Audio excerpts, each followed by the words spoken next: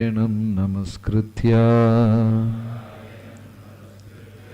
नरं चैव नरोत्तमं देवीं सरस्वतीं व्यासं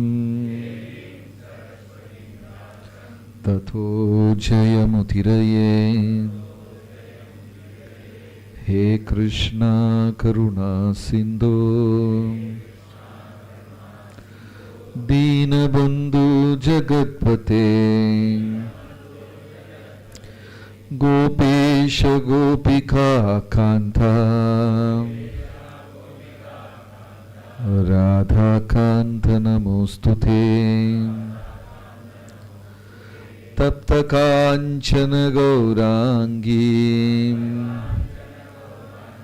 राधे वृंदावनेश्वरी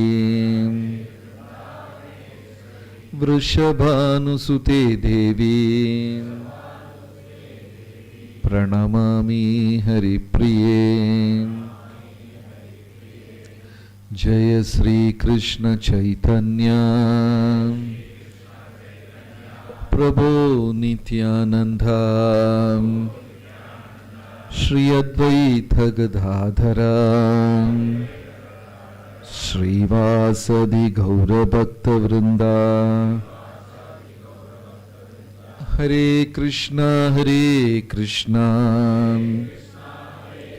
कृष्ण कृष्ण हरे हरे, हरे राम राम राम हरे हरे। हरे कृष्ण। எல்லா பக்தர்களுக்கும் என் மிக பணிவான வணக்கம். பிரபு சொன்னார், நிறையா கேள்விகள் பக்தர்களுக்கு இருக்குது, அதெல்லாம் பதில் சொல்லணும் அப்படின்னு சொன்னார். நீங்கள்லாம் நிரந்தரமாக சத்சங்கத்தில் பங்கெடுக்கும் பக்தர்கள் என்று நம்புகிறேன். இன்றைக்கு புதியதாக வந்த யாராவது இருக்கீங்களா? First time? அப்படியெல்லாம் கிடையாது, எல்லாருமே நிரந்தரமாக வரக்கூடிய பக்தர்கள். நான் ஒரு வருஷம் கூட ஆகலை அப்படி இருக்கிற பக்தர்கள் இருக்கீங்களா? சில மாதங்கள் தான் ஆயிருக்கு ஒருத்தர், பாக்கி எல்லாருமே ஒரு வருடத்திற்கு அதிகமாக வரக்கூடியவர்கள். சரி, உங்களில் எவ்வளோ பேர் 16 மாலை ஜெபம் செய்கிறீங்க? ஏறக்குறைய 8 மாலை. ஓகே, 4 1 2 3 4 ஒருத்தர். ஓகே, ஜபம் ஆரம்பிக்காதவர் இது வரைக்கும் நீ ஆரம்பிக்கலை. ஓகே, ஸோ ரொம்ப நன்றி. ஆனால் தமிழ் பக்தர்கள் இவ்வளவு பத்தாது. தமிழ் கலாச்சாரம், தமிழகத்தின் பக்தி தொண்டு, தமிழ் பாரம்பரியம் என்று சொல்வதெல்லாம் ஒரு கையில் ஒதுங்கக்கூடிய எண்ணிக்கை கிடையாது. நிறைய பக்தர்கள் இருக்கணும். ஏன்னா 10வது நூற்றாண்டு முதல் 14 15வது நூற்றாண்டு வரை உலகத்திலேயே பக்தி கலாச்சாரத்தை தாங்கி பிடித்தவர்கள் யாரு? தமிழர்கள். நிறைய தொண்டுகள் செய்திருக்கிறாங்க. கோயிலெலாம் பார்த்துருக்கீங்களா தமிழ்நாட்டில்? அப்படி இப்படி தம்மா துண்டெல்லாம் கட்ட மாட்டாங்க. கட்டுன சாமி அப்படியே மேலே வர பார்க்கணும். பெரிய கோபுரங்கள். இந்த ஐரோப்பா நாட்டில் ஒரு பில்டிங் சரிஞ்சிருக்குன்னு உலக புகழ் பெற்றது அப்படின்னு சொல்கிறாங்க. அது என்ன பில்டிங் அது? அந்த பைசா பைத்தியக்காரங்க சரிஞ்சிருக்குன்னு சொல்லி அதை உலக புகழ் பெற்ற கோபுரம் என்று சொல்லுகிறார்கள். ஆனால் அதை கட்டுவதற்கு 200-300 வருடத்திற்கு முன்னாடியே, இல்லைன்னா ஆயிரக்கணக்கான வருடத்திற்கு முன்னாடியே தமிழ்நாட்டில் மதுரை மீனாட்சியின் கோபுரம், ரங்கநாதரின் கோபுரம் எல்லாம் பார்த்துருக்கீங்களா? அப்படி எண்ணவே முடியாது நம்மனால. அப்படி நிற்கும். தமிழக அரசின் சின்னத்தில் எந்த கோபுரம் இருக்கு? ஸ்ரீவல்லிபுத்தூர் கோபுரம் இருக்கு. அதுல எவ்வளவு மாடி இருக்குன்னு எண்ணணும்னா அப்படி கழுத்தெல்லாம் வலிக்கும். எந்த விதமான தொழில்நுட்பமும் இல்லாத அந்த காலத்துல, பெரிய பெரிய இந்த கிரேன் எல்லாம் இல்லாத காலத்துல 300 அடிக்கு மேல இவ்வளவு பெரிய பாறையெல்லாம் எப்படி தூக்கி வச்சாங்க? இன்னைக்கு தான் ஒண்ணு முடியாம இருக்கிறோம். மிகப்பெரிய கலாச்சாரம், பக்தி தொண்டின் ஆளுமை, பக்தி தொண்டின் தாக்கம், பக்தி தொண்டின் ஆழம் எவ்வளவு விளக்குனாலும் முடியாது. சரி, முதல் கேள்வி பிரபு சொன்னாரு, சிவபெருமானின் ஒரு பகவானுக்கும் சிவபெருமானுக்கும் உள்ள தொடர்பு, அப்படி ஒரு சந்தேகம் பக்தர்களுக்கு இருக்கு அப்படின்னு சொன்னார். யாருக்காவது அப்படி சந்தேகம் இருக்கா? பிரபுக்கு இருக்கா? அதாவது இதனுடைய இந்த தலைப்பின் ஆச்சாரியர் அத்ரி முனிவர். இந்த பேர் கேள்விப்பட்டிருக்கீங்களா? அந்த ஒரு அழகான கணவன் மனைவி, துறவிகள் 2 பேருமே, அழகான குடும்பம். அத்ரி அனசூயா அப்படின்னு அந்த முனிவர் குடும்பம். கேள்விப்பட்டது இல்லையா? அனசூயா, அத்ரி. அனசூயா தேவிக்கு ரொம்ப புகழ்பெற்ற பிள்ளைகள் உண்டு. யாருக்கா தெரியுமா யார் அவங்கன்னு? அனசூயா தேவியின் 3 புகழ்பெற்ற பிள்ளைகள். எஸ் பிரபு. பிள்ளைகள் அவங்க 3 பேர் வந்தாங்க. அவங்க 3 பேர் 3 குழந்தைகளை கொடுத்தாங்க. தத்தாத்ரேயா, துர்வாசா, சோமன். நிலா, சோமன். இந்த திரிமூர்த்திகளை பற்றி அவ்வளவு விளக்கமாக சொல்லி அந்த தலைப்பில் நைபுண்ணியம் நிபுணனானவர் தான் அத்ரி முனிவர். அத்ரி, த்ரீனா ஆங்கிலத்திலையும் 3னா 3 தான். அத்ரி 3 குணங்களை புரிந்து கொண்டவர், 3 குணங்களின் அதிபதி, 3 குணங்களின் இது. அதுதான் அவருடைய பேர் அத்ரி என்று வந்தது. ஏன்னா அந்த அத்ரி முனிவர் தவம் செய்கிறார். எப்படி தவம் செய்கிறார்னா, 2 காலுடைய பெருவிரல்ல நின்று கையை தூக்கி இப்படியே பிடிச்சு 10,000 வருஷம் தவம் பண்றாரு. என்ன மந்திரத்தை ஜபம் செய்கிறார்னா, ஜெகதீஸ்வரா ஜெகதீஸ்வரா என்ற மந்திரத்தை ஜபம் செய்கிறார். யாரு? நல்ல கதையா போச்சு. யாரு? அத்ரி முனிவர் காலோட பெருவரல்ல நின்று. ஆனா இதுல வேடிக்கை என்னவென்றால், அந்த ஜெகதீஸ்வரன் யாருன்னு அவருக்கு தெரியாது. புரிஞ்சுதா உங்களுக்கு? ஒரு ஆபீஸுக்கு முன்னாடி போய் நின்று பாஸை கூப்பிடுங்க, ஆனா பாஸ் யாருன்னு அவருக்கு தெரியாது. இந்த ஜெகத்துக்கு ஈஸ்வரன் யாரு அப்படின்னு தெரியாது. ஆனா தன்னுடைய பெருவிரல்ல நின்று கொண்டு ஜெகதீஸ்வரா ஜெகதீஸ்வரா என்று ஜபம் 10,000 வருடம் ஜபம் செய்து கொண்டிருக்கிறார். ஆனா யாருன்னு தெரியாது. இந்த பக்தி தொண்டின் சிறப்பு என்னன்னா, நம்ம என்ன செய்கிறோம் என்பதை விட எந்த நோக்கத்தில் செய்கிறோம் என்பதுதான் முக்கியம். இந்த இயக்கத்துக்கு பேர் என்ன? நம்ம இயக்கத்துக்கு பேர் என்ன? அகில உலக கிருஷ்ண பக்தி இயக்கம். ஆனா ஆங்கிலத்தில் பக்திங்கிற வார்த்தை வரல, உணர்வு என்ற வார்த்தை தான் வந்திருக்கிறது. International society for Krishna consciousness. பிரபுபாதர் பக்திங்கிற வார்த்தையை போடல, உணர்வு என்ற வார்த்தையை தான் போட்டிருக்கிறார். என்ன நம்ம உள்நோக்கம், மனநிலை, நம் சிந்தனை, இதயத்திற்குள் ஒளிந்திருக்கும் ஆசை, அதுக்கு தான் முக்கியத்துவம். இப்ப நீங்க இவ்வளவு பேரை உட்கார்ந்துகிட்டு இருக்கீங்க. சிலவங்க நினைக்கலாம் நல்லா இருக்கே வகுப்பு அப்படின்னு. சிலவங்க நினைக்கலாம் பிரபு முடிச்சாருன்னா வீட்டுக்கு போயிடலாம் அப்படின்னு நினைக்கலாம். சிலவங்க கண்ணை திறந்துக்கிட்டே சிரிச்சுக்கிட்டே தூங்கலாம். பலதும் நடக்கலாம் இங்க. பகவான் எப்படி பலன் அளிப்பார் என்றால், அந்த உள் உணர்வு நமக்கு கூட தெரியாது என்னன்னு. அந்த உள் உணர்வுக்கு தகுந்த மாதிரி தான் பலன் அளிப்பார். அப்ப இந்த அத்ரி முனிவர் 3 குணங்களின் அதிபதியான அத்ரி பெருவரல்ல நின்று கொண்டு ஜெகதீஸ்வரா ஜெகதீஸ்வரா என்ற நாமத்தை சொல்றார். ஆனால் அவருக்கு ஜெகதீஸ்வரன் யார் என்று தெரியாது. அதனால அந்த 10,000 வருடத்தின் பலனாக 3 பேருமே வந்துட்டாங்க ஃப்ரண்ட்ல. நீயே முடிவு செஞ்சுக்கோ, யாரு எங்கள்ல ஜெகதீஸ்வரன்? யார் வந்தா? விஷ்ணு வந்தாரு, சிவபெருமான் வந்தாரு, அப்புறம் பிரம்மாவும் வந்துட்டாங்க. நீயே முடிவு செய் ஜெகதீஸ்வரன் யார் என்று. இப்போ ஒரு நுட்பமான விஷயம் தெரிந்து கொள்ள வேண்டும். என்னவென்றால், கோலோகத்தில் பகவான் கிருஷ்ணர், அவர் வைகுண்டத்தில் வரும் பொழுது நாராயணர், பௌதீக பிரம்மாண்டத்திற்குள்ள வரும்போது அவரே விஷ்ணு. இது 3 வேற வேற.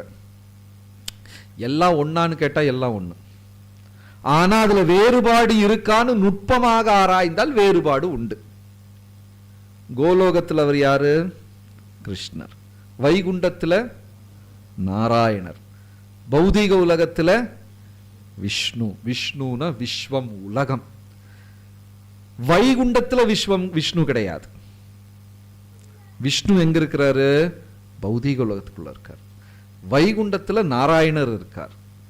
கோலோகத்தில் கிருஷ்ணர் இருக்கிறார். கோலோகத்தில் நாராயணனும் கிடையாது, விஷ்ணுவும் கிடையாது. இந்த வேறுபாடு புரிந்துதான்? புரிஞ்சதா புரியலையா? எல்லாரும் தூக்கத்தில் இருக்கீங்களா? அப்போ அத்ரி முனிவர் ஜெகதீஸ்வரா. ஜெகத் அப்படின்னா இந்த பௌதீக உலகம், பௌதீக படைப்பு. இங்க ஜெகதீஸ்வரா ஜெகதீஸ்வரா என்று கூப்பிட்டு கொண்டிருந்த பொழுது இவர் நாராயணரையும் பற்றி பேசவில்லை, பகவான் கிருஷ்ணரையும் பற்றி பேசவில்லை. இந்த பௌதீக உலகத்தின் ஆளுமைகள் யார் ஆட்சி செய்யறாங்க அவங்கள தான் கூப்பிட்டு இருக்காரு. ஆனா அது யாருன்னு இவருக்கு தெரியாது. 3 பேர் வந்துட்டாங்க. நீயே முடிவு செய்து கொள். அப்ப இவங்க 3 பேர்ல உயர்ந்தவர் யாருன்னு ஆராய்ச்சி செய்து முடிவெடுக்கும் அந்த ஒரு பகுதியை அத்ரி முனிவருக்கு கொடுத்து விட்டார்கள். அப்ப இந்த கடவுளர்களில் யார் உயர்ந்தவர் என்ற ஆராய்ச்சி எந்த முனிவர் செஞ்சாரு? அத்ரி முனிவர் செய்தார். அவர் செய்துவிட்டு அவ்வளவு அழகாக விளக்கத்தை கொடுத்தார். முதல்ல பிரம்மா. பிரம்மா யார் என்று கேட்டால் நம்மள மாதிரியே ஒரு ஜீவாத்மா தான் பிரம்மா. நம்ம பின்ன தவங்கெல்லாம் ஒன்றும் செய்யறது கிடையாது. நாம செய்யக்கூடிய பெரிய தவம் என்னன்னா காலையில் எழுந்திரிச்சு ஜபம் செய்யுது, அவ்வளவுதான். ஆனா கொடும் தவம் செய்தால் ஆசா பாசங்களை மறி அதை அப்படியே கடந்து விட்டால், இந்த 6 விதமான அழுக்கிலிருந்து வெற்றி பெற்றால், பெரிய தவம் எல்லாம் செஞ்சா மெதுவாக இந்த ஆத்மா உயர்ந்து உயர்ந்து உயர்ந்து பிரம்மாவின் பதவி கிடைக்கும். இப்ப பிரம்மா யாரு? நம்மள மாதிரி ஜீவன் தான், நம்மள மாதிரி ஜீவாத்மா தான். ஆனா மிகப்பெரிய பொறுப்புல இருக்கிறார். அடுத்தது சிவபெருமான். வைகுண்டத்துல ஒரு என்ன சொல்றது, பகவானும் வைகுண்டத்துல ஒரு நாராயண மூர்த்தி இருக்கிறாரு. அவர் பேர் சதாசிவன். ஓகே, வைகுண்டத்துல ஒரு நாராயண மூர்த்தி இருக்கிறார். அவர் பேர் சதாசிவன். அவர் நாராயணர். அந்த சதாசிவன் இந்த பௌதீக உலகத்திற்குள்ள வரும் பொழுது சிவபெருமானாக மாறுகிறார். இப்ப பிரபுபாதர் என்ன சொன்னார்னா, பாலுக்கும் தயிருக்கும் உள்ள வேறுபாடுதான் சிவபெருமானுக்கும் விஷ்ணுவுக்கும் உள்ள வேறுபாடு. சாரி, நாராயணருக்கும் சிவபெருமானுக்கும் உள்ள வேறுபாடு, பாலுக்கும் தயிருக்கும் உள்ள வேறுபாடு. பால் தயிராயிரும். தயிர் திரும்ப ரிவர்ஸ்ல போய் பாலாகுமா? தயிர் திரும்ப ஆகாது. படைப்பு ஆரம்பிக்கும் பொழுது நாராயணன், அந்த சதாசிவன் என்கிற நாராயணரிலிருந்து சிவபெருமான் வர்றாரு. அந்த சிவபெருமான் 11ஆக பிரிகிறார். பிரிந்து இந்த உலகத்துல எல்லா வேலையும் செய்யறாங்க. உடம்ப தொட்டு பாருங்க, சூடு இருக்கும். சூடு இருக்கா? இருக்கு. அது ஒரு சிவபெருமான் உள்ள இருந்து இந்த பாடியை கொஞ்சம் சூடா வச்சிருக்கிறார். அப்பதான் உடம்பல் ஓடக்கூடிய ரத்தம் கூட நீர் வடிவில் இருக்குமா. உடல்ல இருந்து ஒரு துளி ரத்தத்தை எடுத்து வெளியே வச்சோம்னா என்ன ஆயிரும்? செகண்ட்ல கட்டி ஆயிரும் இல்லையா? இந்த உடலுக்குள்ள கட்டியாகாமல் நீர் நிலையில இருந்து கொண்டே இருக்குதே, அதை கூட யார் செய்யறா? ஒரு சிவபெருமான் உள்ள உட்காந்து நெருப்பு அதை பண்ணிட்டு இருக்கிறார். காலையில இட்லி தோசையெல்லாம் போடுறீங்கல்ல, 10 நிமிஷத்துல காணாம போயிடுது. இதெல்லாம் அவர் தான் அங்க உட்காந்து பண்ணிட்டு இருக்கிறார். அப்படி 11 சிவனாக பிரிந்து இதையெல்லாம் செய்து கொண்டிருக்கிறார்கள்.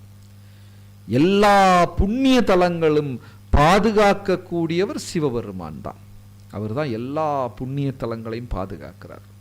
நீங்க இமாலயத்துல பத்ரிநாத்ல இருந்து கீழே வர எங்க போனீங்கன்னாலும் எல்லாமே அவர் தான் பாதுகாத்து கொண்டிருக்கிறார். இதுல எந்த சந்தேகமுமே கிடையாது. ஒரு 12வது நூற்றாண்டுக்கு மேல தமிழ்நாட்டில் சில மன்னர்கள் முழுமையான சைவ மன்னர்களாக மாற வேண்டும், மற்ற எந்த தலைப்பு இருக்கக்கூடாது, சிவபெருமான் மட்டும்தான் தமிழ்நாட்டில் இருக்க வேண்டும் என்று கங்கணம் கட்டிக்கொண்டு மற்ற எல்லா நம்பிக்கை விசுவாசம் உள்ளவர்களையும் கொன்று குவித்தார்கள். அப்படி ஒருத்தர் தான் கிருமிகண்ட சோழன். பேரை கேள்விப்பட்டிருக்கீங்களா? தஞ்சை மதுரை எல்லாம் அரசாட்சி செய்த அந்த ஒரு மன்னன், அரக்கத்தன்மை பிடித்த மன்னன். வேற எந்த சுவாமியை வழிபட்டாலும் அவங்கள கொன்று விடுவார். அப்போ ஒரு வேடிக்கை என்னவென்றால், அந்த காலகட்டத்தில் பயங்கரமான பிரச்சாரம் செய்து கொண்டிருந்தவர் ராமானுஜர். பயங்கரமா பிரச்சாரம் செய்து கொண்டிருந்தார். அந்த ராமானுஜருக்கு ஒரு சீடன் நல்லூரான் என்று பெயர். அவர் சீடன். யாரோட சீடன்? ராமானுஜருக்கு. இந்த கிருமிகண்ட சோழன் ஒரு குழு அமைத்து எப்படி தமிழ்நாட்டில் இருக்கிறவர்களை பூரா சிவபக்தர்கள் ஆக்கி விடலாம் அப்படின்னு ஒரு இது நடத்துறார். அப்ப இந்த நல்லூரான் என்ன செஞ்சார்? நல்லூரான் யாரு? ராமானுஜருடைய சீடன். ஐடியா கொடுக்குறார். நீங்க இவங்களை எல்லாம் பிடிச்சிட்டு ஒரு வேலையும் கிடையாது. நேரா நீங்க ராமானுஜரை பிடிச்சு சிவபக்தரா மாத்திட்டீங்கன்னா எல்லாருமே யார் ஐடியா கொடுக்கறது? அவருடைய சீடனே. பாருங்களேன், பிரபுபாதர் அழகா சொன்னார், இந்த இயக்கத்தை வெளியிலிருந்து யாராலும் தாக்க முடியாது. இந்த இயக்கத்தை அழிக்க வேண்டும் என்றால் யாருனால முடியும்? இதுக்குள்ள இருக்கிறவங்க தான் முடியும் இல்லையா? நல்ல ஒரு கணவன் மனைவியை யாராலும் பிரித்து விட முடியாது. அவங்க பிரியறதுக்கு காரணம் என்ன? அவங்க தான் இல்லையா? இந்த இயக்கத்தை யாராலும் அழிக்க முடியாது, நீங்க நினைச்சாதான் அழிக்க முடியும் என்று பிரபுபாதர் சொன்னார். இது இன்றைக்கல்ல, அன்றைக்கே நடந்தது. அந்த ராமானுஜர் என்றவர் மாபெரும் ஆச்சாரியரின் சீடரான நல்லூரான் போய் கிருமிகண்ட சோழனிடம் சொன்னா, நீங்க சின்ன சின்ன ஆளுகளை எல்லாம் பிடிச்சு மாத்திட்டு காரியம் இல்லை, அந்த ராமானுஜரையே நீங்க அவருடைய நம்பிக்கையை மாற்றிவிட்டால் முழு தமிழகமும் சிவபக்தர்களாகி விடுவார்கள்.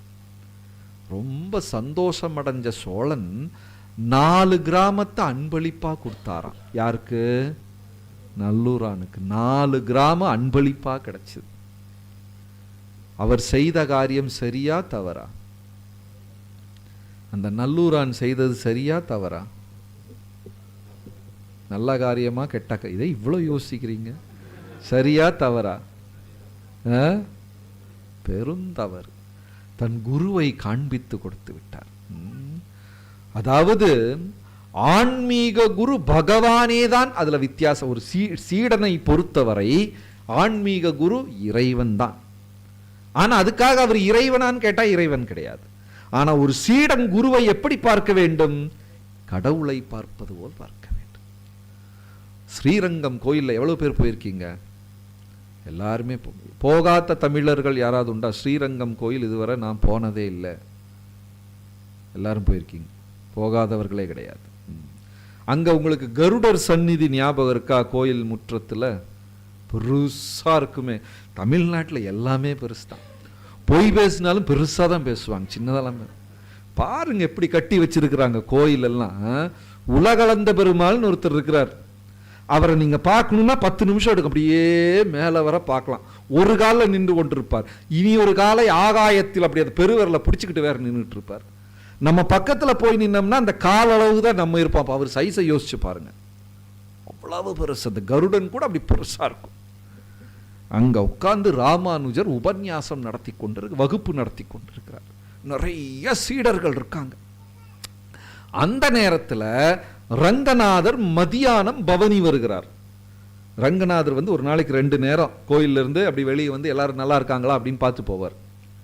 அவர் வெளியே வந்தா பெருசா மிருதங்கெல்லாம் அடிச்சு, இந்த தமிழ்நாட்டில் கல்யாணத்தெல்லாம் அடிப்பாங்கல்ல, டண்டா அடிச்சு பீப்பி எல்லாம் ஊதி ரொம்ப கோலாகலமாக நடந்தது, மாபெரும் திருவிழா. அப்படிதான் அவர் வெளியே வருவார்.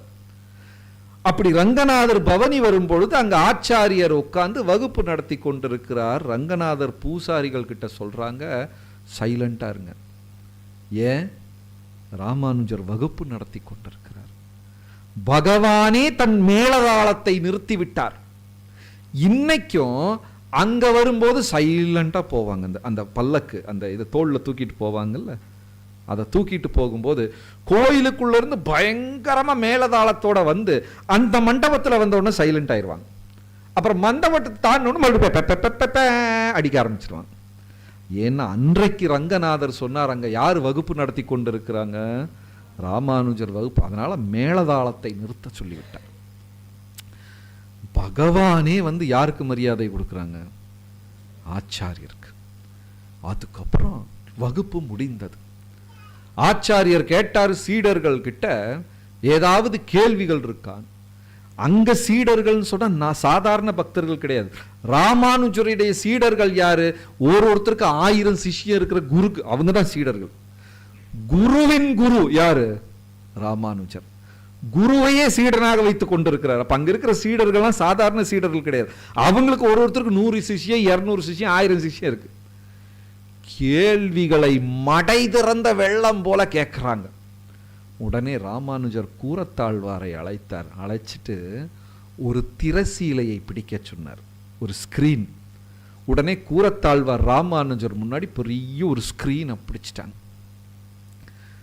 பதில் வருது.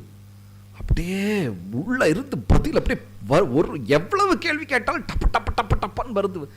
எப்படி ஒரு மனிதனால் இப்படி பேச முடியும் என்று சொல்லி கூரத்தாழ்வார் என்ன பண்ற, ஸ்கிரீனை மட்டும் அப்படி தூக்கி பார்க்கிறார், என்ன நடக்குது பின்னாடி. பார்த்தா ராமானுஜர் உட்கார்ந்து இருக்கிறாரு. அவர் தலை 1000 தலையாக பிரிந்து அனந்த சேஷன், ஆதிசேஷனா மாறிச்சு. உடல் மனித உடல், தலை யாரோடது? ஆதிசேஷன். 1000 தலையில பதில் டப் டப் டப் டப்னு வந்துட்டு இருக்குது. அது கூரத்தாழ்வார் மட்டும் ஸ்கிரீனை தூக்கி பார்த்தார். ஒரு வைணவனை, ஒரு பக்தனை பொறுத்தவரை குருவே என்ன, குரு பகவானுக்கு சமம். அப்படியே கொஞ்சம் கூட கீழே வந்தீங்கன்னா நாங்குநேரி நம்பி கோயில் கேள்விப்பட்டிருக்கீங்களா? நாங்குநேரி திருநெல்வேலி மாவட்டத்தில் யாராவது போனதுண்டா? நம்பி கோயில். ஓகே. அங்க வந்து ராமானுஜர் ஒரு நாளைக்கு அப்படி பெரும் படையோட வர்றார். வந்து அந்த கோயில் முன்னாடி உட்காந்து அழகா உபன்யாசம் பண்ணி கொண்டிருக்கிறாரு. அந்த உபன்யாசம் முடிஞ்சு பகவானை போய் கும்பிடு வணங்கும் போது நாராயணர் சிரிச்சுக்கிட்டே கேட்கிறாரு, 5000 வருஷத்துக்கு முன்னாடி நானும் தான் பகவத்கீதா பேசினேன், ஒரு பய கேட்கல. ஆச்சாரிய பெருமான் பேசும்பொழுது எப்படி 10,000 பேர் இதை ஏற்றுக்கொள்கிறார்கள் அப்படின்னு யார் கேள்வி கேட்கிறா? பகவானே கேட்கிறார் ராமானுஜர்கிட்ட.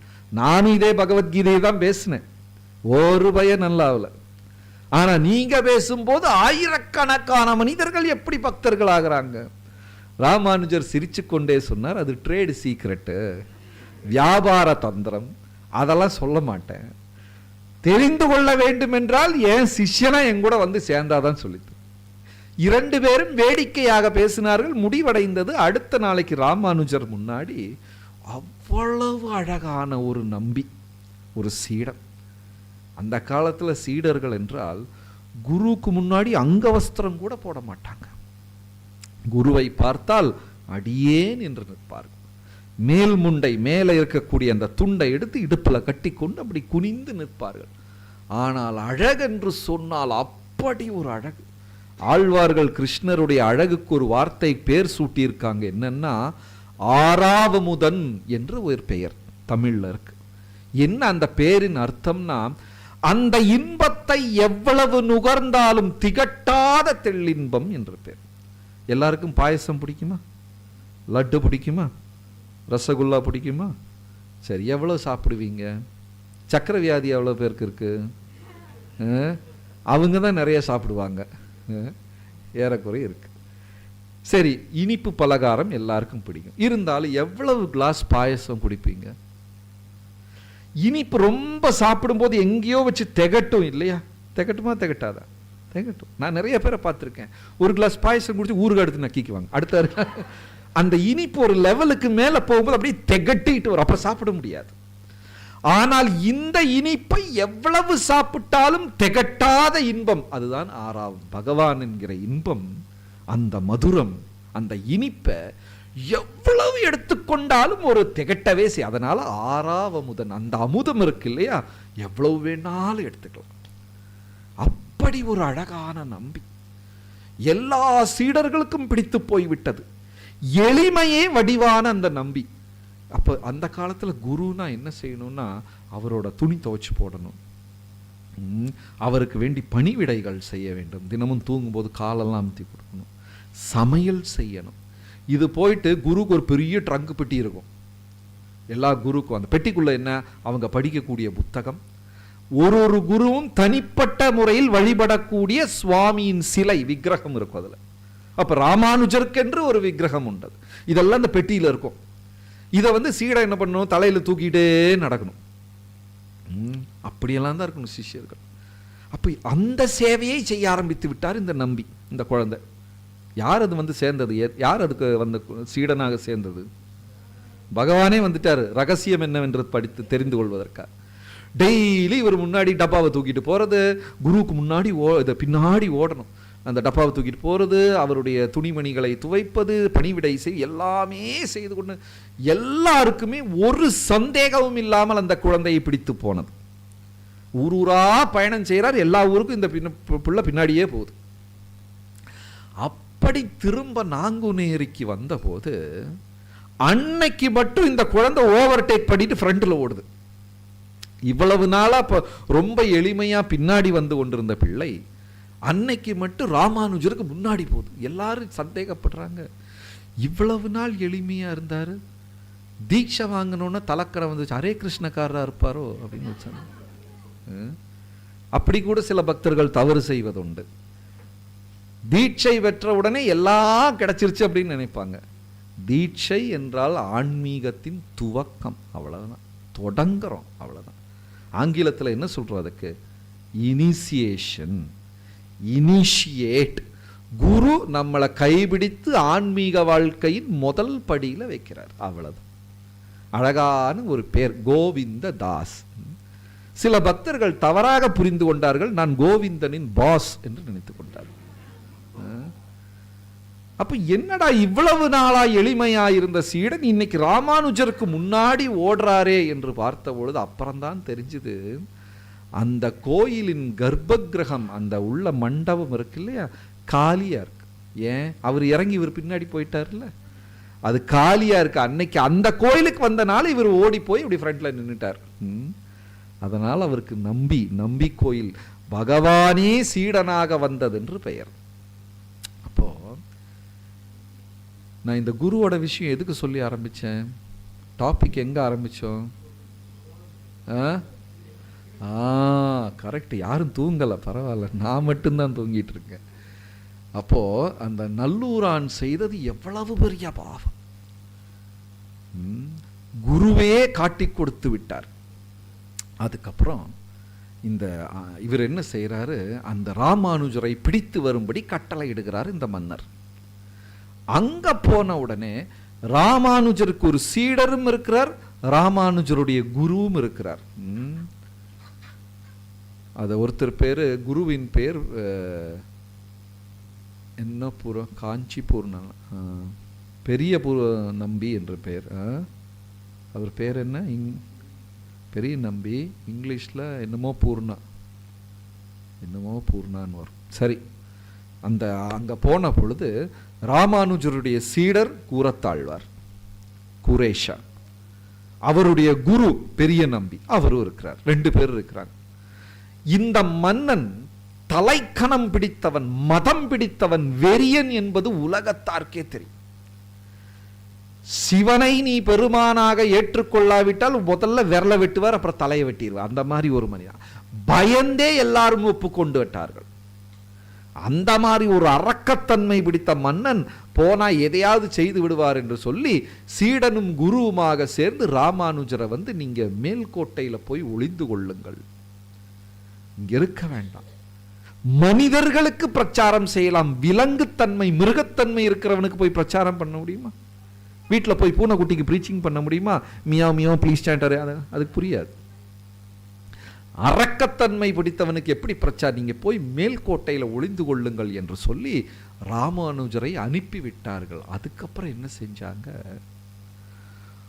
கூரத்தாழ்வார் ராமானுஜனின் வேடம், குருவோட வேஷத்தை போட்டு குருவின் ஆசனத்தில் அமர்ந்து கொண்டார். அது போல பெரிய தப்பு செய்யவே கூடாது. குரு உபயோகித்த பாத்திரங்கள், பானைகள், அவருடைய ஆடை, இதெல்லாம் நம்ம உபயோகம் செய்யக்கூடாது. அது பிரசாதமாக கிடைச்சா நம்ம எடுத்துக்கலாம். எப்படி நம்ம போய் நம்ம சாப்பிடுற பிளேட்ல கிருஷ்ணருக்கு நைவேத்தியம் பண்ண முடியுமா? முடியாது. ஆனா இவர் என்ன செஞ்சார்? குருவை காப்பாற்றுவதற்காக கூரத்தாழ்வார் என்ன செஞ்சார்னா, ராமானுஜரின் காவி உடையை அடைந்து கொண்டு, ஏன்னா கூரத்தாழ்வார் கிரகஸ்தர், அவர் வெள்ளை உடை போட்டு, ஆனா தன் குருவான ராமானுஜரின் காவி உடையை போட்டுக்கொண்டு சந்நியாச தண்டத்தை கையில் ராமானுஜர் வேஷத்தை போட்டு அங்க உட்கார்ந்துட்டார். ராமானுஜரின் குருவான பெரிய நம்பி என்ன பண்ணிட்டாரு? கூரத்தாழ்வாரின் வேஷத்தை போட்டு பக்கத்தில் நின்றார். அவர் குரு. அந்த மன்னனின் ஆட்கள் வந்தாங்க, கிடைச்சிட்டாங்க, குருவும் சீடனும் கிடைச்சிட்டாங்கன்னு சொல்லி இவர்களை கைது செய்து கொண்டு போய்விட்டார்கள். அங்க போய் அந்த ஸ்லோகம் சிவபரதரம் ந அந்யத் அப்படின்னு ஒரு ஸ்லோகம். அது பெரிய ஒரு ஓலை, மன்னரோட ஓலை. அதில் மேலே மன்னரின் முத்திரை எல்லாம் போட்டிருக்கும். எல்லாம் போட்டுக்கிட்டு அதில் எழுதியிருக்கு, சிவபரதரம் ந அந்யத், சிவனுக்கு உபரி, சிவனுக்கு மேலே இந்த படைப்பில் எதுவுமே கிடையாது, கையெழுத்து போடுங்க. கையெழுத்து போடலைன்னா கொன்று விடுவோம் என்று சொல்லி உடனே கூரத்தாழ்வார் என்ன செஞ்சார்? அந்த ஓலையை பெற்றுக்கொண்டு சிவா என்கிற இடத்துல அதை வந்து மாற்றி நாராயணர் என்று எழுதி நாராயண பரதரம் நான் அந்நியத்னு போட்டு கையெழுத்து போட்டார், ராமானுஜரோட கையெழுத்து. இப்போ என்ன ஆயிட்டது? மன்னர் முதலே கையெழுத்து போட்டார். அவர் நினைச்சாரு இப்போ அந்த காசோ அந்த ஓலையை மாற்ற முடியாது. வந்தது பாருங்க மன்னருக்கு கோபம். அந்த 2 பேரையும், யார? ராமானுஜரையும் பெரிய அவர் கூரத்தாழ்வாரையும் பெரிய நம்பி மன்னர் என்ன நினைத்து கொண்டிருக்கிறார்? அது ராமானுஜர் என்று நினைத்து கொண்டு 2 இரும்பை தீயில் பழுக்க சுட்டு அதை அவங்க வச்சு 2 பேர் கண்ணையும் குத்தி இது பண்ண சொல்லிட்டார். அதே மாதிரி காவலாட்கள் என்ன செஞ்சாங்க? இரும்பை எடுத்து தீயில பழுக்க சூடாக்கி கூரத்தாழ்வார் கண்ணிலையும் பெரிய நம்பி கண்ணிலையும் போட்டாங்க. அவ்வளவுதான். பெரிய நம்பி 80 வயதை தாண்டின பெரியவர். அவர்னால் அந்த வலியை தாங்க முடியல, உடலெல்லாம் நடுங்க ஆரம்பித்து விட்டது.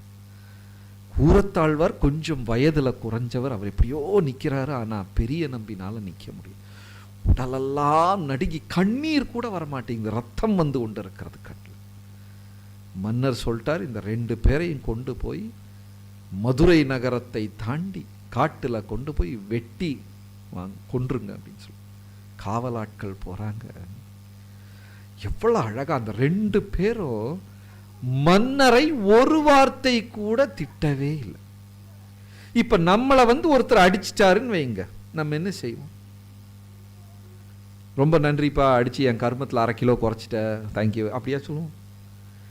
என்னெல்லாம் வார்த்தைகளால திட்ட முடியுமோ, சாபம் கொடுக்க முடியுமோ, அவரை பத்தி 4 பேர்கிட்ட தவறா இவங்க 2 பேரும் அதை பற்றியே பேசவில்லை. தங்கள் கண்கள் குருடாகி போனது அந்த இதை வலியினால துடிக்கிறாங்க. ஆனா 2 பேர் அவர்கள் குருவை புகழ்ந்து கொண்டு இருக்கிறார்கள்.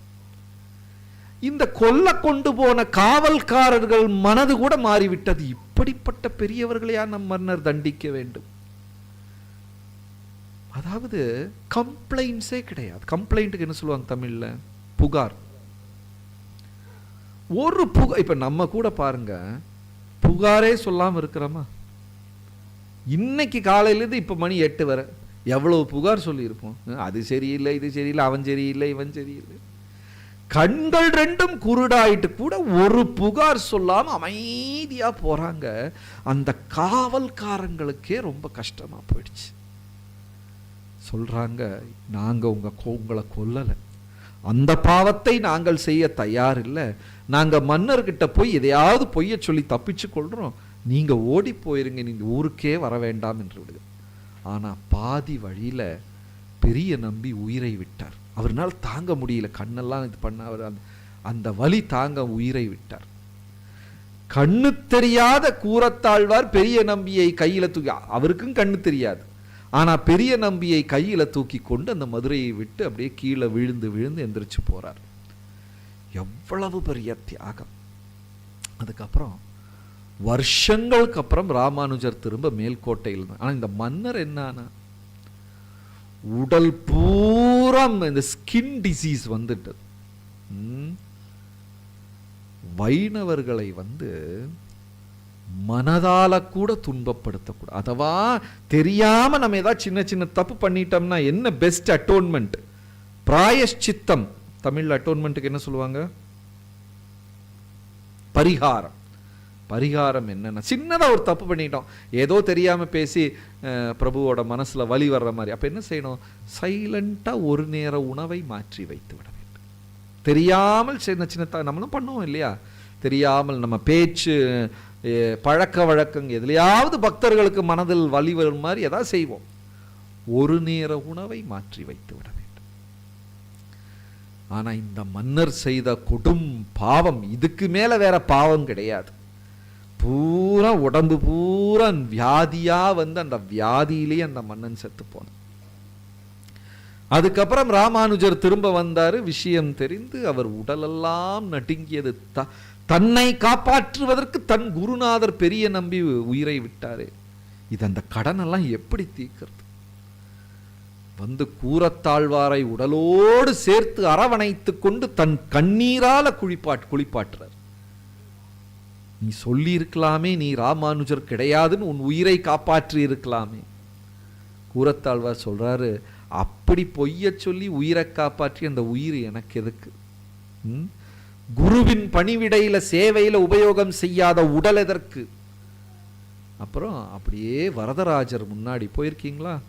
வரதராஜ பெருமாள் காஞ்சிபுரம், அவர் முன்னாடி போய் பாடுவாராம். யாரு? கூரத்தை. கண்ணு தெரியாது. அப்படியே மெய்மறந்து பகவானை தியானம் செய்து தினமும் பாட வரதராஜர் கூரத்தாழ்வார் முன்னாடி நடனம் ஆடுவார். அப்போ இது ராமானுஜருக்கு தெரிய நாளைக்கு பகவான் உன் முன்னாடி நடனம் ஆடும் பொழுது அவர் கேட்பார் உங்ககிட்ட, ஏதாவது வரம் வேணுமான்னு. அப்ப நீ என்ன கேட்கணும்? கண்களை திரும்ப தர வேண்டும் கேட்கணும். சரி, அடுத்த நாள் போய் கூரத்தாழ்வார் பாடுகிறார், வரதராஜர் நடனம் ஆடுகிறார். வரதராஜர் கேட்கிறாரு, உனக்கு என்ன வரம் வேண்டும் என்று கேட்கிறார். இவர் கேட்க போனவர் யோசிச்சுட்டு, அது கூட ஒரு சுயநலம் தானே, என் கண்களை திரும்ப பெற்றுக்கொள்வது கூட ஒரு சுயநலம் தானே, ஒண்ணுமே இல்லைன்ட்டார். ராமானுஜருக்கு பெருங்கோபம். கண்ணை கேட்க சொல்லி அதை கேட்கலையே, ஏன் கேட்கல? அது ஒரு சுயநலம் அப்படின்னா. இது குருவின் கட்டளை, உன் கண் உனக்காக நீ கேட்கல, எனக்காக கேட்கிற, போய் கேளுன்ற. அடுத்த நாள் போய் கேட்டார். அப்போ அந்த குருவின் இது அவ்வளவு உயர்ந்தது. அந்த காலகட்டத்தில் இருந்த சில மன்னர்கள் செய்த தவறுதான் இது. சிவபெருமானே புராணங்கள் அவ்வளவு அழகாக ஒப்புக்கொள்கிறார். தன்னுடைய நிலை என்ன, பகவானுடைய நிலை என்ன. நிம்னே கானம் யதா கங்கா, ஒழுகும் நதிகளில் கங்கை உயர்ந்தவள். தேவானாம் அச்சுதோ ஹரி, வணங்கக்கூடிய கடவுளர்களில் ஹரி உயர்ந்தவர். வைஷ்ணவானாம் யதா சம்போ, வைணவர்களில் சிவன் மகாதேவன் உயர்ந்த. புராணானாம் இதம் ததா, புராணங்களில் ஸ்ரீமத் பாகவதம் தலை சிறந்தது. ஹரே கிருஷ்ணா. அடுத்த கேள்வி, வேற ஏதாவது கேள்விகள் இருக்கா? தூக்கம் வருதா?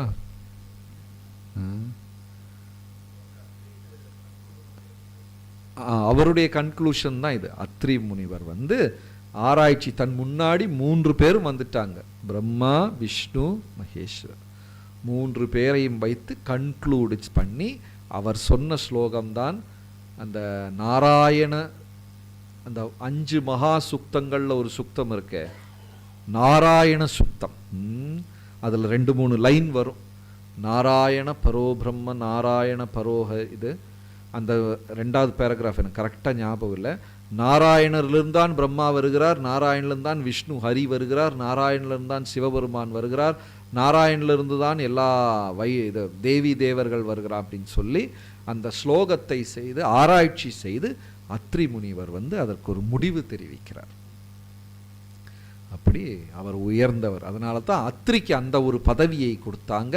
3 குணங்களையும் ஆராய்ச்சி செய்து யார் உண்மையான முழுமுதற் கடவுள் என்று நிரூபணம் செய்திருக்கிறார்.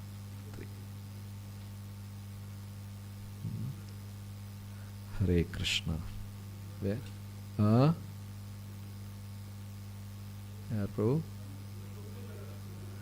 பிருகுமுனிவர் வேற. அவர் வந்து இந்த நைமிசாரண்யத்தில் 16,000 முனிவர்கள் ஒன்று சேர்ந்து அவங்களுக்கு ஒரு சந்தேகம், யார் பெரியவர்னு சொல்லி. அப்போ இந்த பிருகு அதை போய் கேட்டுட்டு வர்றதுக்காக பிருகு அனுப்புகிறாங்க.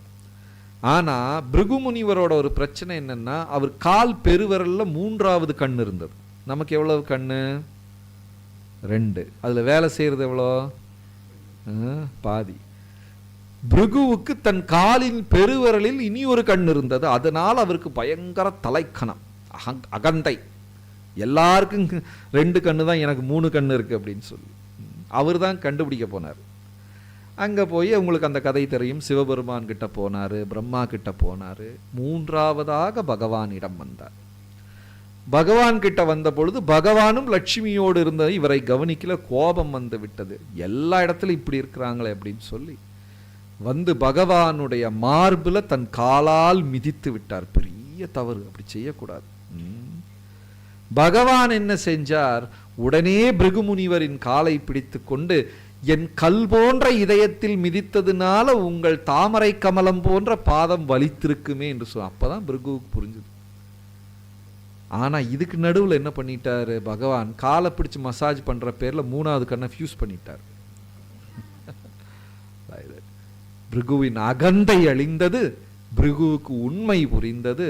அப்புறம் அவர் சொல்றாரு, நாராயணர் தான் உயர்ந்தவர். வேற கேள்விகள்?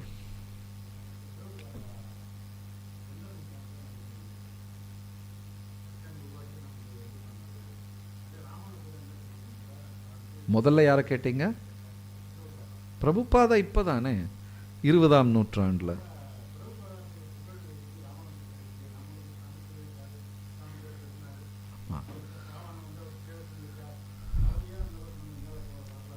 ராமானுஜருடைய புகழ் 1000 வருடத்துக்கு முன்னாடி ராமானுஜர் தோன்றினார். அவருடைய புகழ் வந்து ரொம்ப உயரத்தில் இருந்தது. எப்ப ராமானுஜருடைய புகழ் குறைஞ்சது அப்படின்னா, தமிழ்நாட்டில் சில அரசியல்வாதிகள் சினிமா கதை கட்டுரை என்று சொல்லி கடவுள் இல்லை என்று எழுத ஆரம்பித்தார்கள். நிறைய சினிமா செய்தார்கள். அவர்கள் அரசியல்லையும் வந்தாங்க, சினிமா துறை. அவங்களுக்கு பெருமை புகழ் ரொம்ப அதிகமாக கிடைச்சிது. அவர்களின் தாக்கம்தான் 1000 வருட புகழ், ராமானுஜருடைய புகழ் குறைய காரணம். பிரபுபாதர் வந்து இப்போ 1977 சமாதியானார். இப்போ எவ்வளோ வருஷம் ஆச்சு? 50 வருஷம் கூட ஆகலை. இருந்தாலும் ராமானுஜருக்கு அப்படி ஒரு புகழ், பிரபுபாதருடைய புகழ் இப்போ பரவி கொண்டு தான் இருக்குது. ஆனால் ஹரே கிருஷ்ண பக்தர்கள் என்ன செய்கிறாங்கன்னா, நம்ம சம்பிரதாயத்தில் இருக்கிற எல்லா ஆச்சாரியர்களையும் முடிந்தவரை புகழ்படுத்தி கொடுத்துருக்குறாங்க. ஆனால் இருந்தாலும் பௌதீக உலகத்தின் தாக்கத்துக்கு நிகராக நம்மளால் செய்ய முடியல. இப்போ பிரபுபாதரை எடுத்துக்கொள்ளுங்களேன். விவேகானந்த சுவாமிக்கு கிடைச்ச புகழ் பிரபுபாதருக்கு கிடைக்கல. இப்போ இந்தியா பூரா எங்கே போனாலும் அவரை பற்றி பேசுவாங்க. ஆனால் பிரபுபாதர் செய்த அளவுக்கு ஆன்மீக தொண்டு அவர் செய்யலை. ஆனால் புகழ் அவருக்கு அதிகம். விவேகானந்த சுவாமிகளுக்கு ஒரே ஒரு சிஷ்யை தான், நிவேதிதா என்ற ஒரே ஒரு, மொத்தத்திலே ஒரு சிஷ்யை தான். ஆனால் பிரபுபாதருக்கு ஆயிரக்கணக்கான சீடர்கள் இருந்தாலும் புகழ் அதிகமாக விவேகானந்தர் அவருக்கு தான் இருக்கு. அது இந்த உலகத்தின் இது. நம்ம முடிஞ்ச வரைக்கும் அவர்களை புகழ்படுத்துவோம், எவ்வளோ முடியுதோ அவ்வளோ செய்வோம்.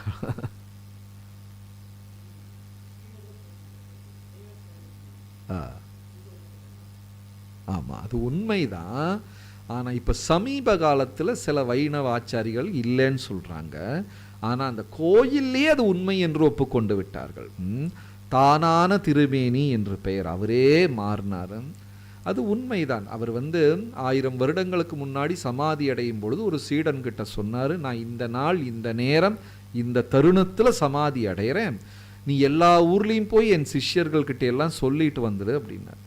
அந்த சீடனுடைய ஒரே ஒரு வேண்டுகோள், நான் வர்ற வரைக்கும் நீங்கள் சமாதி ஆகக்கூடாது, எனக்கு கடைசியாக ஒரு பணிவிடை செய்துட்டு தான் நீங்கள் சமாதியா. சரி என்று ஒப்புக்கொண்டார். ஓடி ஓடி கால்நடையாக ஓடி ஒரு கிராமத்தில் போய் அந்த சீடன் சொல்லிட்டு வர்றதுக்கு முன்னாடி ராமானுஜர் சமாதி அடைந்து விட்டார். கோயிலுக்கு உள்ள சமாதி, அதாவது தமிழகத்தில் இல்லைன்னா தென்னிந்திய மரபு எப்படின்னா, கோயிலில் ஆச்சாரியர்கள் சமாதி வைக்க மாட்டாங்க. வட இந்தியாவில் அப்படி கிடையாது. இங்கே உடுப்பிக்கு போனீங்கன்னா கோயிலுக்குள்ளேயே ஆச்சாரியர்கள் சமாதி இருக்கும். ஆனால் வட இந்தியாவில் இருக்கும், தென்னிந்தியாவில் கிடையாது. அப்படி யாராவது ஏதாவது விலங்குகள், காக்கா, பறவைகள் ஏதாவது கோயிலில் செத்து போச்சுன்னா காம்பவுண்ட் வால் வழியை தூக்கி அந்த பக்கம் வீசிடுவாங்க. அதை ராஜகோபுரம் வழியாக கூட கொண்டு போக மாட்டாங்க. கோயிலுக்குள்ளே ஏதாவது செத்து போச்சுன்னா அது ஒரு தீட்டு மாதிரி, ஒரு அசிங்கம், தூக்கி காம்பவுண்ட் வழியாக அந்த பக்கம் வீசிடுவாங்க. ராமானுஜர் கோயிலுக்குள்ள சமாதி அடைந்து விட்டார், அவரை தூக்கியெல்லாம் வீச முடியாது. அப்போது ரொம்ப கன்ஃபியூஷன், என்ன பண்ணுறதுன்னு. ரங்கநாதரே என்ன சொன்னார்னா, என் வசந்த மண்டபத்தை ராமானுஜர் கொடுத்து விடுன்றார். வருஷத்தில் 10 நாள் ரங்கநாதரும் லக்ஷ்மி தாயாரும் தனித்தனியாக இருக்காங்க. ரங்கநாயகி வருஷத்தில் 10 நாள் வசந்த மண்டபத்தில் ஒன்றா உட்காருவாங்க. அந்த வசந்த மண்டபத்தை ராமானுஜருக்கு கொடுத்து விடுன்னு சொல்லி அங்கே சமாதி வைத்தார்கள். இந்த கிராமத்தில் சொல்லி ஓடிப்போன அவர் திரும்ப வரும்போது குருநாதர் சமாதி வச்சிட்டாங்க. அவர் தலையில் அடித்து நெஞ்சில் அடித்து உருண்டு பரண்டு அழுகிறார். என்னோட ஒரே ஒரு ஆசை, கடைசியாக உங்களுக்கு பணிவிடை செய்ய வேணும், அது கூட நடக்காமல் போச்சேன்னு சொல்லி அழுது புலம்பும் போது 1000 மக்கள் கண் முன்னாடி இந்த உடல் மெதுவாக மேலே வந்தது. இன்னைக்கு 1000 எவ்வளவோ வருஷம் ஆச்சு. எந்த கெமிக்கல்ஸும் கிடையாது, எந்த ப்ரிசர்வேட்டிவ்ஸும் கிடையாது, வெறும் கற்பூரம் அதெல்லாம் போட்டுட்ருக்காங்க. அறிவியலுக்கு அப்பாற்பட்ட உண்மை அது. கோவாவில் நான் பார்த்துருக்கேன், அவருடைய உடலை வச்சுருக்காங்க. அவர் என்ன சேவியரா தாமஸ், அவரோட உடல் வச்சுருக்காங்க. இப்போ மேலே ஒரு 20-30 அடி மேலே ஒரு பெடஸ்டலில் வச்சுட்டாங்க. ஏன்னா மெதுவாக அழுக ஆரம்பித்து விட்டது. ரஷ்யாவில் லெனினுடைய உடல் 200 வருஷம் வச்சுருந்தாங்க, கடைசியில் தூக்கி வீசிட்டாங்க. இதெல்லாம் அறிவியலுக்கு அப்பாற்பட்ட, மனிதனின் சிந்தனைக்கு அப்பாற்பட்ட உண்மை. Amazing truths of India. Hare Krishna, நன்றி, வணக்கம். அப்போ தமிழ் பக்தர்கள் ரொம்ப ஸ்ட்ராங்காக கிருஷ்ண பக்தி பயிற்சி செய்யணும், நிறைய பக்தர்களுக்கு பரப்ப வேண்டும், இந்த ஆனந்தத்தை மற்றுள்ளவர்களுக்கும் பகிர்ந்து கொடுக்க வேண்டும் என்று தாழ்மையுடன் விண்ணப்பித்துக் கொள்கிறோம். எவ்வளோ பேர் ரெடி? சரியா இல்லையா? யாரையுமே காணோம். ஹரே கிருஷ்ணா, நன்றி. அடுத்த session we will start. Somebody can do some 5 minutes kirtan.